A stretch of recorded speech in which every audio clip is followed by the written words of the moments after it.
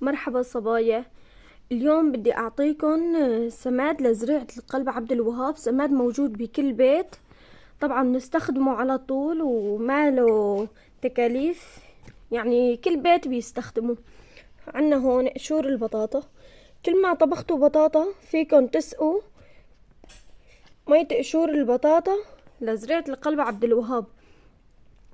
طبعا تضيفوا مي على قشور البطاطا وبتعيفون لتاني يوم، بعدين بتسقوا فيهم القلب عبد الوهاب. صار عندي القلب عبد الوهاب 3 سنين ما شاء الله. شوفوا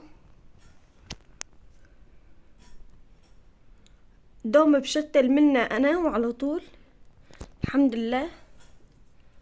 شوفوا كيف عن جد صايرة عندي بتجنن. هلا بدي ورجيكم كيف رح نعمل مي لقشور البطاطا ونسقيها. طبعا اذا عنا الزريعة مي محتاجة لمي، يعني لازم مو ضروري تسقوها لحتى ما تعفن التربة وتخرب عنا وتصير صفرة. شوفوا كيف عم بيطلع لها فروع صغار من تحت. شوفوا الحمد لله صار لي مداومة اكتر من سنة على هذه الطريقة. شوفوا الوراق كيف بجننوا. تابعوا معي الفيديو للآخر لحتى ورجيكم كيف نساوي سماد البوتكس لقلب عبد الوهاب.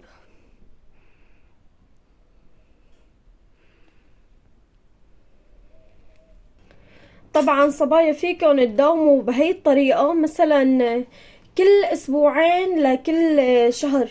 مو اذا الزريعة مي محتاجة مي وقشرتوا بطاطا طبختوا بطاطا مثلا، ايه انه تضيفوا قشور البطاطا. يعني اي زرع عندكم فيكن تضيفوا لهم هذا الشكل. انا طبعا بضيف لهم مية المفلترة من الفلتر، يعني بضيف المي. زريعاتي بسقيهم بمية الفلتر، هذا سر نجاحهم. كمان مية الحنفية كلها فيها كلور، الزرع عنا ما بينجح. يعني بنصحكم تجربوا بقشور البطاطا وان شاء الله رح تدعولي.